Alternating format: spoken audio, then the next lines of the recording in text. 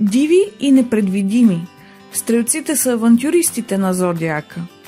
Те лесно сменят градове и държави, адаптират се отлично към всяка нова ситуация и обожават предизвикателствата. Днес ще ви разкажем за техните най-характерни черти, както и кой според астролозите е най-подходящият свят за тях. Ако ви предстои да избирате подарък за някоя представителка на Зодия Стрелец, ние имаме страхотни предложения. В описанието под видеоклипа ще намерите линкове към тях. И не пропускайте да се абонирате за канала на Vanilla BG, ако този тип видеа са ви интересни.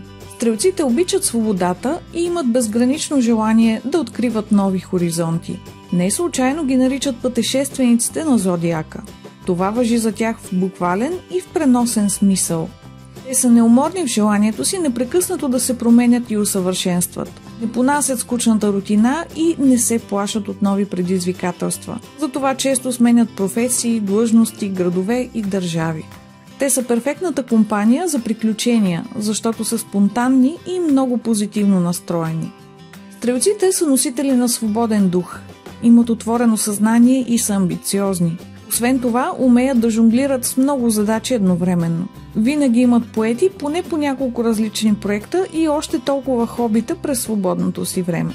За съжаление, не винаги имат търпението да доведат всичко до край. За сметка на това пък умеят бързо да преодоляват неуспехите и да се насочват към нови, още по-амбициозни цели.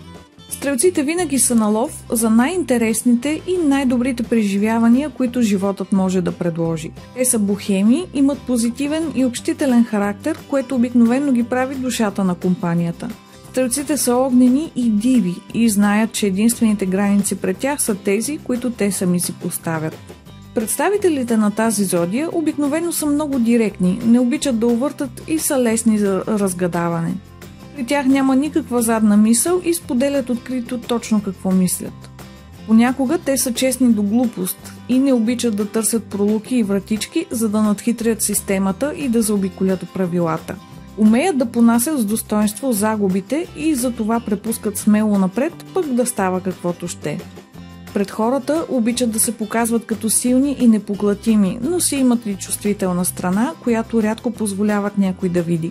Обикновено гледат да я прикрият зад стена от хумор и самоирония. Имат изключително развито въображение и обичат да мечтаят. Обикновено никога не е скучно, когато имате стрелец наблизо. Тяхното приятелско отношение и способността да говорят на доста интересни философски тематики ще ви държат ангажирани. Безгрижните и безпардонни стрелци са много директни и понякога не осъзнават, че така могат да обидят хората около себе си. Ако сте прекалено чувствителни и обидчиви, може би не е добра идея да сте в обкръжението на стрелци, защото тяхното пиперливо чувство за хумор и ирония може да се окаже повече, отколкото сте способни да понесете. Стрелците препускат през живота с бесен устрем към откриване на нови преживявания и усещания, но понякога не е зле да поспрат за малко и да се насладят пълноценно на това, което имат и на хората, които ги заобикалят. Представителите на тази зодия се славят с качества като интелект, състрадание, състезателен дух, екстровертност и добри умения за комуникация. Затова често избират някоя от следните професии: пътнически агенти или хотелиери, заради пословичната им страст към пътешествията, екзотиката и опознаването на чужди култури. Инструктори, треньори или наставници, защото обичат да се учат и да споделят знанията си. Дори и най-вълнуващата информация може да стане скучна, ако не бъде представена по правилния начин. Тук стрелците влизат в свои води, защото те са отлични разказвачи, кипят от ентусиазъм и имат страхотно чувство за хумор. Преводачи, заради любовта им към пътуването и чуждият бит и култура. Стрелците са много подходящи за професионални преводачи. Те са доста възприемчиви и лесно учат чужди езици. Предприемачи. Тъй като не обичат скуката и еднообразните задачи, стрелците обикновено стават отлични предприемачи. Писатели, журналисти, блогъри. Вроденото любопитство на стрелците им помага в това да развият богата обща култура.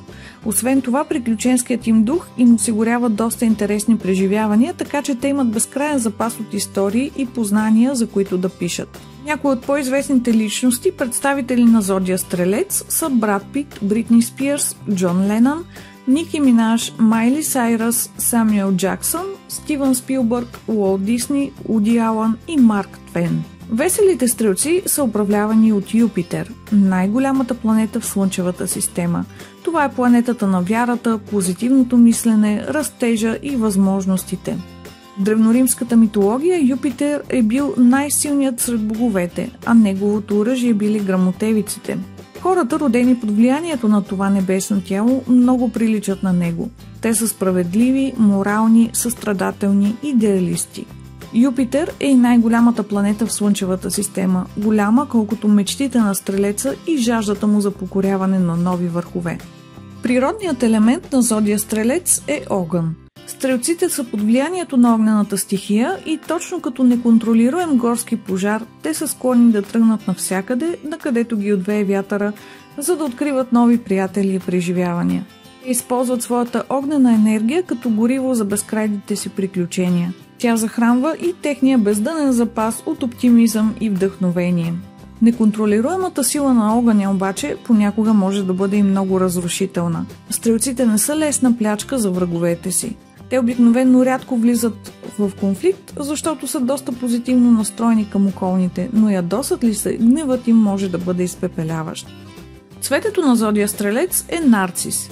Сигурно сте чували древногръцката легенда, разказваща за красивия момък, който бил толкова запленен от собственото си отражение, че не спирал да го гледа всеки ден в реката. Това до известна степен важи и за стрелците. Те обикновено имат високо мнение за себе си, освен това са доста суетни към външния си вид. Този зодиакален знак често е изобразяван под образа на кентавър. Това митично същество, наполовина човек и наполовина кон, символизира уникалното съчетание между поразяващ интелект и физическа сила, което стрелците обикновено притежават. Те имат независим дух и са пълни с енергия, препускат с завиден устрем към всяко ново приключение, а освен това обикновено са надарени с голям късмет. Най-известният кентавър в древногръцката митология е Хирон. Той е прочут с неговото постоянно търсене на истината и логиката. Хирон обаче бил постоянно разкъсван между човешкия си разум и животинската си природа. Това е много близо до характера на стрелците. Своята същност те са учители, обичат да анализират и да усвояват нови умения и след това да ги споделят с околните. Но също така крият в себе си диво сърце и са своенравни и непредвидими като неопитомени коне. Кентавърът олицетворява по перфектен начин двойствената природа на стрелците.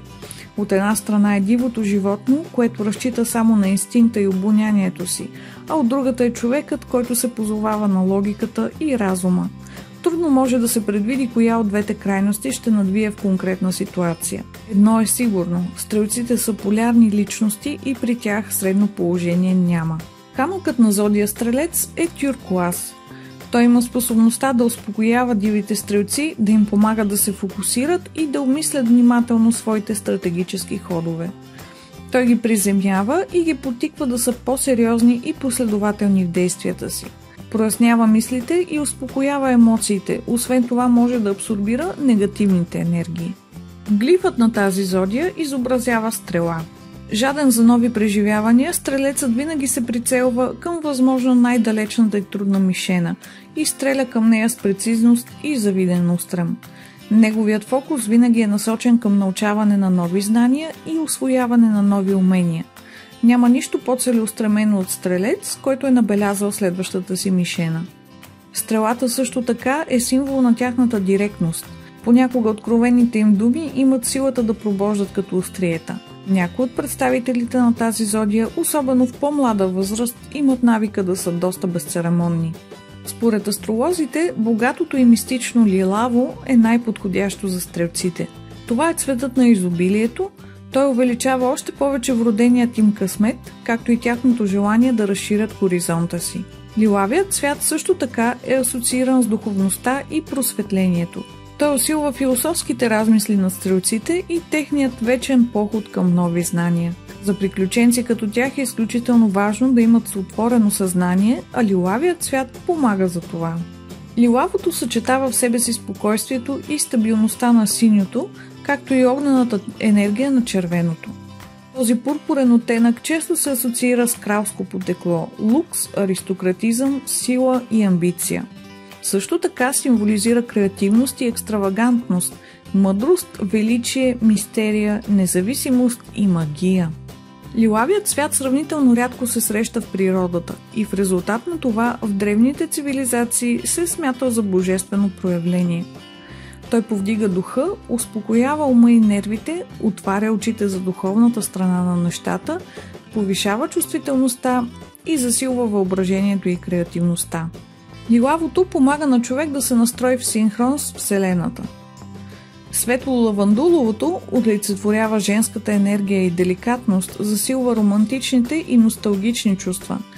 Той е нежен и деликатен цвят, който обикновено се носи от елегантни и заможни дами. Лавандуловият цвят е нещо като по-зрялата и сериозна версия на розовото.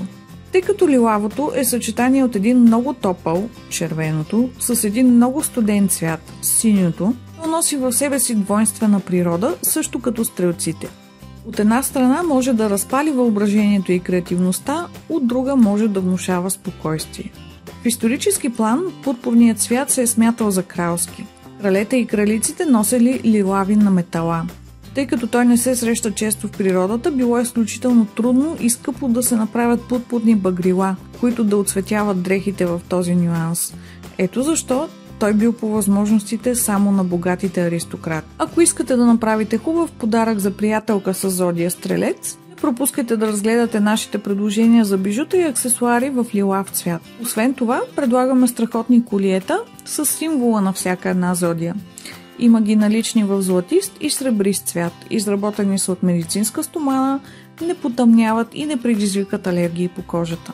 В описанието под видеоклипа ще намерите линкове към всички наши предложения. Пропускайте да се абонирате за YouTube канала на Vanilla BG, ако това видео ви е било полезно и приятно. Това беше всичко от мен за днес. Поздрави от нас и до скоро!